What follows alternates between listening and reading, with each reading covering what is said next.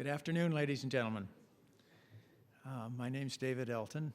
I'm the president of the Max Bell Foundation, and for the last 17 years, I have been engaged with the directors of the foundation in funding public policy-related activities, which now numbers well over 100+ grants over that period of time. And it really comes from the source that you see here in terms of how we defined our mission statement for our organization. And that is the intent of our founder to improve Canadian society, and we said probably the best way to go about doing that is to develop innovative ideas that impact public policies and practices. And indeed, over the last 17 years, probably orders of magnitude, 80% of all the grants we've done have ended up doing something related to that. I wanted to talk to you specifically today about 3 case studies, and if I run out of time, I might shorten that up a little bit. But it's part of a process that we're going through at the foundation to try and put up on the web and on our website of case studies that are much more extensive than what I'm going to talk about here today, to try and give people a flavor of what it is that can be done and how folks go about influencing public policy. So the 3 I'm going to talk about is what I call is the RDSP, the Registered Disability Savings Plan, the Alberta Lobbying Act, and injury prevention in hockey. These 6 will be up shortly, I'm told, Alan. He's the one that's in the process of doing that, and I welcome you to take a look at them. They'll be much longer than what I'm going to talk about here. Let me then move on to the Registered Disability Savings Plan.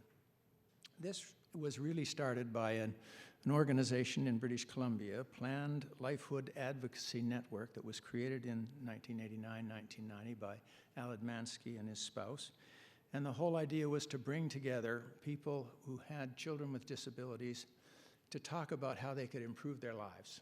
And one of the things they stumbled on in the early 1990s was the idea of creating a registered disability savings plan so that they could fund the well-being of their children after they were no longer working or they had passed on.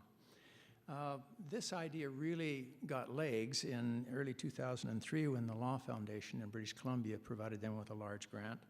They came to us and we provided them also with a very sizable grant, primarily in the area, I say here knowledge translation. It's primarily in the area of coalition building, holding meetings, symposium, talking about what we're doing today, about this idea with people right across the country. And so they undertook that, plus some very significant research, which resulted by 2005, 3 years later, which was pretty quick in this business, of the Liberal election platform coming out in favor of RDSPs. But of course, most of us are well aware that that would have seemed not to be a good idea following the election because the Conservatives won. That was replaced, however, very quickly with a stroke of good luck, which in my experience in public policy is generally at the basis of much of what changes in society. There's a serendipitous event that takes place that causes things to happen. In this instance, it was the federal minister of finance who also had a child with a disability who saw this idea, loved it, and became its champion. Thus, fast forward 2006, 2007, and we have a registered disability savings plan in Canada. But of course, as is the case with many public policy issues, once one thing is done, now we've got another problem. And of course, the problem is that it's provinces and not the federal government that fund disabilities and make the rules and regulations under which disabled people are eligible for public funding. And there was the problem of a potential clawback. So another grant request came forward, and we, of course, more than willingly funded that, seeing how successful the first one was, and realizing that we didn't really have to have a Jim Flaherty at this time around, but a group of people who are dedicated to having this work through at the provincial level. So let me leave that one aside. I'll come back to it later on. Let me now move to the Alberta Lobbying Act. This is not a project that we funded in any way at all, but one of our colleagues at the Matart Foundation took this on when he realized that the new idea of having a lobbyist act in Alberta in 2007 by the new premier, then Ed Stelmach, to increase the integrity and transparency of government might very well go about doing that in some ways, but it was also going to require nonprofit organizations to register and report. And this was seen to be a very problematic issue if one really has the kind of commitment that Mutart does, and certainly we do, that people should be actively engaged in the public policy process. So this is a very different kind of timetable than the one that we were talking about with the RDSP. It took place in a matter of months, and you have the timetable there in front of you. Moved very quickly, and you can see the role that the Mutart Foundation played in that in terms of helping to create a nonprofit coalition, doing some research and getting a legal review of the bill, and making submissions. All of that seemed to be going well until the committee actually reported and said, no, we don't agree with you. This, however, and the case study that will be on our website is much more detailed in this process. There were a couple of fortuitous things that took place, one of them being that the House Leader was very positive about the role of charities and organizations in public policy. And he found a way, along with some encouragement from some of us, to put in a public good amendment, which basically said that any organization that was involved in the public good would not need to have their representatives register or report on their activities with regards to public servants and political officials. So it became an act, and of course it's in place today. And so those of us who deal with the provincial government on a regular basis, talking about things that how we'd like to improve the world, don't have to register as long as we're doing the public good. To my knowledge, there haven't been any case studies yet or court cases that have defined what that public good is. Now let me move to one that's really quite different. And some of you might say, as I did when I first saw it, what on earth does body checking in Peewee hockey have to do with public policy? Well, the program officer that brought this forward was also a physician and involved in sports medicine, and he quickly cleared that up for me by pointing out the number of injuries that happen in Peewee hockey, serious injuries, to literally thousands of Canadians every year, and that this might not have any beneficial impact to the game, and indeed they didn't believe it did, and so they wanted to do the research that was related to it. A group of university professors, 5 different universities across the country, Alberta, Calgary, McGill, Laval, and Montreal, and of course you'd immediately say, 2 Alberta universities, 3 Quebec universities. The reason was because the case study they wanted to look at was body checking in Peewee hockey. It happens in Alberta, encouraged in Alberta, or it was, and it didn't happen in Quebec, and it hadn't happened there for a long time.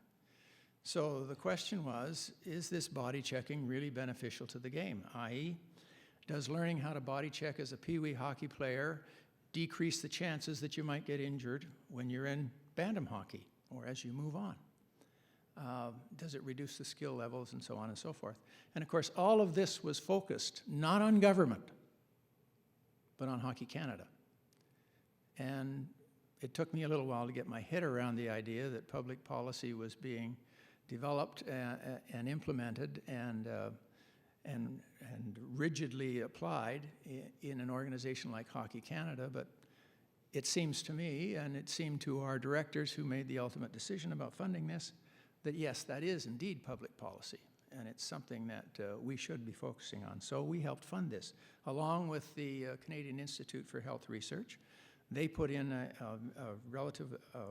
relatively large grant, so did we, and we funded this activity. 2006 through 2009, the research was done, and it was a prospective study, so it was a gold standard study as these kinds of research projects go. And it involved literally thousands of hockey players and their parents and their coaches and the organization and the hockey organizations within those 2 provinces. The research findings were published in 2010 and 2011 in the best medical journals that one could publish this kind of research in as far as an academic is concerned. And it came up with, surprise, surprise, a conclusion that there are 3 times as many major injuries in Alberta as there are in Quebec. And you might be able to say, well, you can justify this because, after all, Alberta hockey players are much tougher than the ones in Quebec, and or Albertans are much more aggressive, whichever one you want to think about there.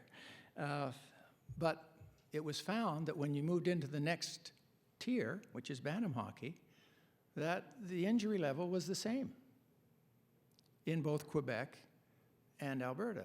Thus, it couldn't be argued that learning how to body check improved your ability to protect yourself as you were a bantam. And they went even further to point out that on a per population basis and number of hockey players and so on and so forth, that there were no difference in the number of people who ended up playing in the NHL from Alberta or Quebec either.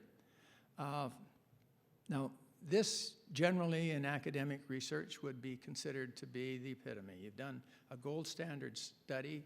You came out with very clear findings. You published them in a credible journal. End of the day, not so.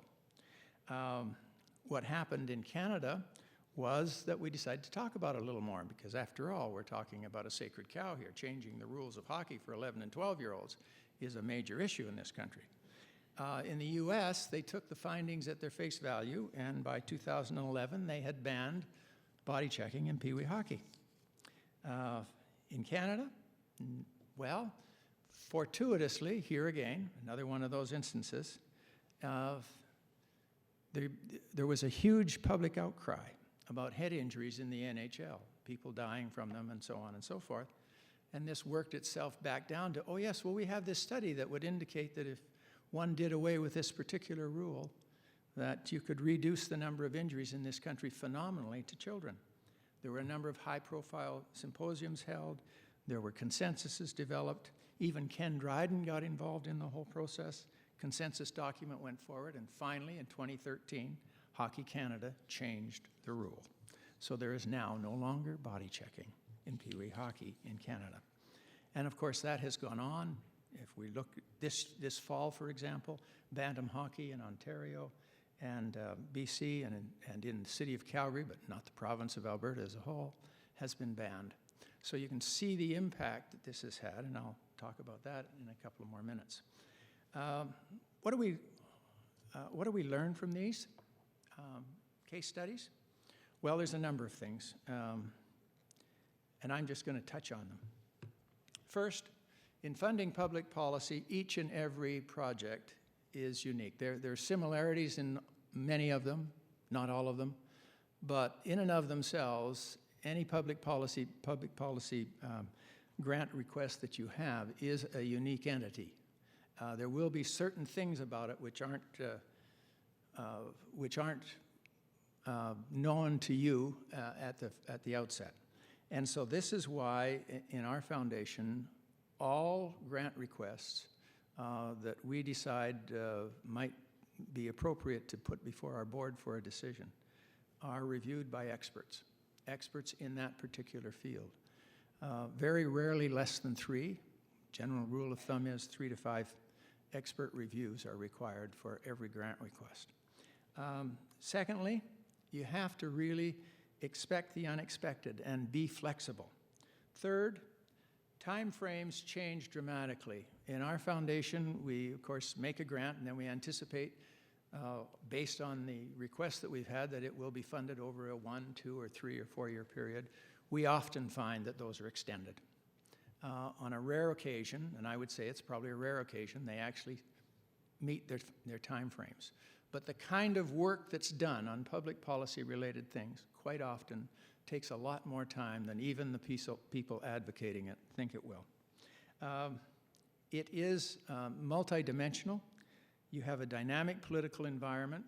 When the grant is made, the world may change dramatically thereafter, and so you have to keep checking all the time about the environment under which the activity is taking place, and as a funder, be willing to adapt and to accept those phone calls that say, you know, we promised we'd do the following. Well, what do you think about this? And that happens on a regular basis to us. In terms of costs, funding public policy can be inexpensive, but most often it's a lot more expensive than you'd anticipate. And I'm going to talk about that in a couple of minutes. And the other thing is that when people come to you with the best of intentions to change a public policy, they are 9 times out of 10 very naive about what it's going to take to really get the job done. That's why our foundation about 6 or 7 years ago established a public policy training institute in Alberta to try and give people who are involved in charities an opportunity to learn about what changing public policy is really all about. I could spend some time here, but I'm running out of time, and Patrick Johnson's grant-making document that's outside the PFC publishes will do as good a job as our website if you choose to look at it. Let me just quickly say that when we assess these grants, that we look for a well-defined public good. We try to come to a judgment about whether or not there's a real need within the community. The methodology is an important issue, and it has to do with whether they really think they're going to be able to impact in some meaningful way public policy as a result of what they're doing, rather than just doing another piece of interesting research. The knowledge translation part, the meetings, the coalition building is a very important segment of it, and inevitably, our foundation staff spends, Alan and I talked about this, well over 50% of our time talking to people who apply to grants for us about that particular item and how they can enhance and improve the way in which they're going to communicate or try and make sure that those people who can make the appropriate decision will actually learn about what it is they're doing. And of course, last but not least, as in every human endeavor, the quality of the people involved is absolutely critical. And of course, I'm sure we're all aware of that. So, why fund public policy? Well, you heard last night Roger, and he's just finishing a piece that I will leave for him to conclude on in the next few months. But we believe that it fulfills a moral obligation that we have as foundations to fund charities to actively get involved in public policy decision-making, in the conversation around it, in the ideas that are put forward, and certainly in trying to make sure that they're actually applied once they're put in place. We believe that it dramatically increases the quality of Canada's public policies. I've talked to you about 3 of those. And I think perhaps as important as any, we think there is an extraordinary leverage involved. Now let me go back to the 3 case studies I just talked about. In the RDSP, between the BC Law Foundation and ourselves, we put up $700,000 over a 6 or 7 year period to help plan in undertake their research and to do the coalition building that was necessary. Chunk of money. Today, it's been in place now for about 6 years. There are $2 billion in the RDSP in Canada, and it grows on an almost daily basis. This means that there are going to be children who have disabled children who grow into adulthood and are going to have access to resources that they wouldn't otherwise have. So you can call it a 40-to-1 payoff. That's just the beginning. The point is, however you measure it in terms of the well-being of those folks in our community, I've got a minute left, we think there was a terrific payoff. In terms of the Alberta Lobbying Act, it cost actually less than $20,000. And the funds were put up by one organization, the TART Foundation. And it, of course, has changed the working world of literally hundreds of charities. With regards to body checking, well, as a result of that change, there are literally in this country, this year, there will be several thousand injuries that do not take place. I'll let you figure out the cost of that. Thank you very much.